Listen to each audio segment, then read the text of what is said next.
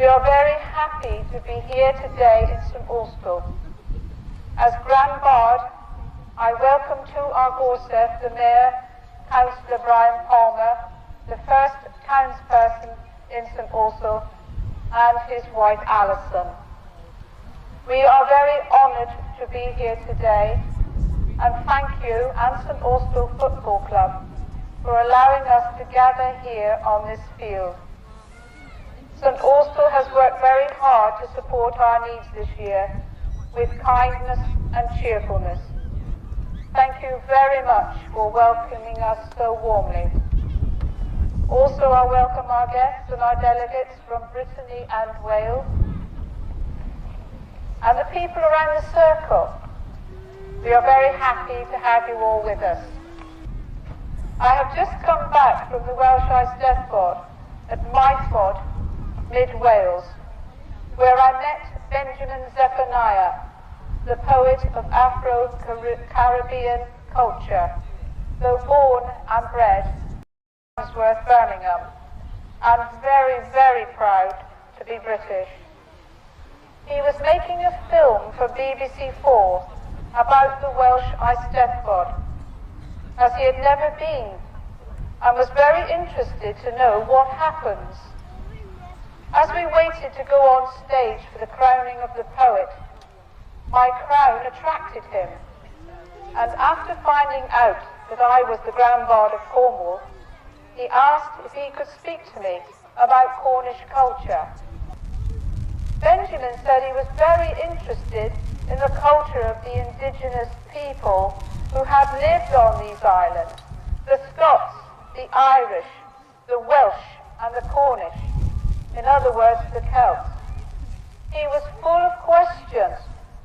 Why don't I know about this Eisteddfod and what goes on?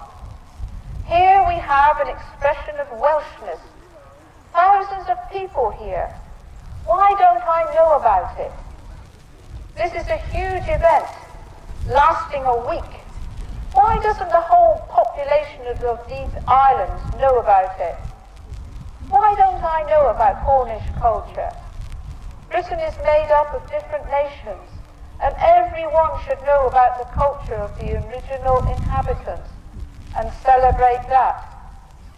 Why are we not taught about the history of these nations and their cultures in our schools?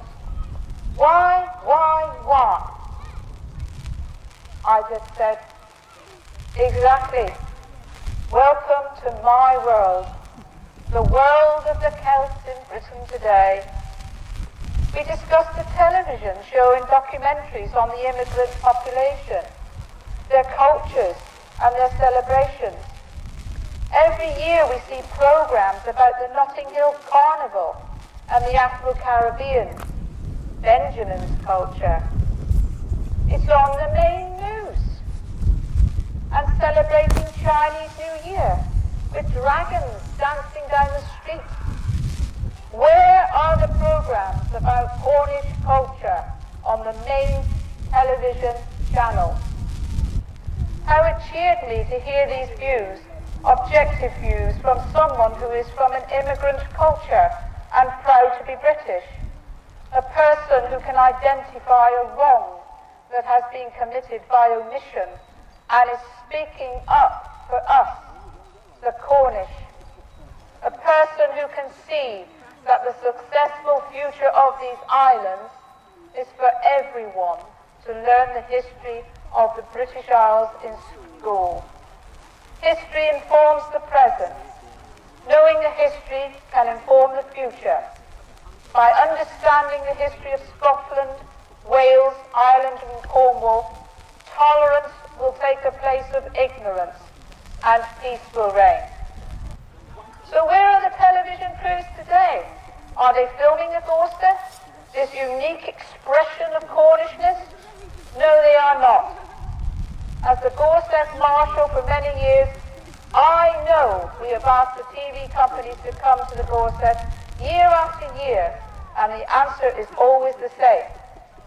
On Saturday, sport comes first, and we do not have any spare film crews to come to the Gorsedh. I probably shouldn't be saying this standing on a football pitch, but it's the truth. We've had these documentaries on Cornwall by so-called celebrities. For example, Caroline Quentin's My Cornwall, which are seen through the eyes of someone who comes here on holiday as a child and continues to do so. There was nothing in it about the real Cornwall. Given the extensive global reach of this programme, that piece of film could have been used to tell the rest of the nations in the British Isles and the world about the real Cornwall, its language, its culture, and its fascinating history. So what is the way forward? Firstly, we need to remember and remind everyone else that in 2014, the Cornish people were recognised by the government as a nation under the Framework Convention for the Protection of National Minorities, on a par with the UK's other Celtic people, the Scots, the Welsh and the Irish.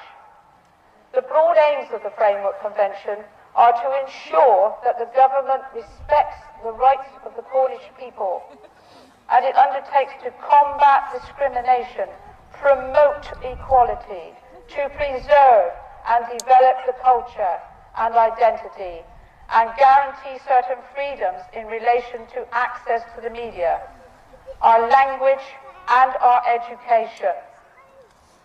We look forward to seeing this implemented, which includes the television.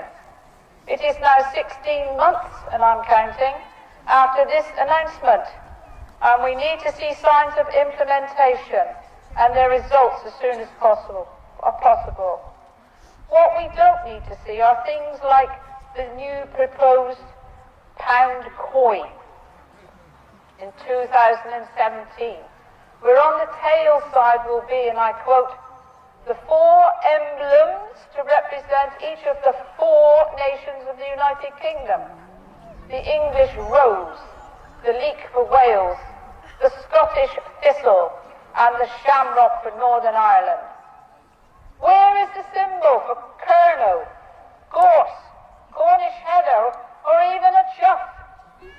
This is breaking the convention where the government has agreed to combat discrimination and promote equality, and to give us the same status on a par with UK's other Celtic people.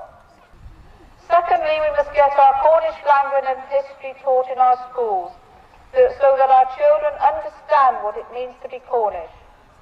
Every child has the right to learn their own language.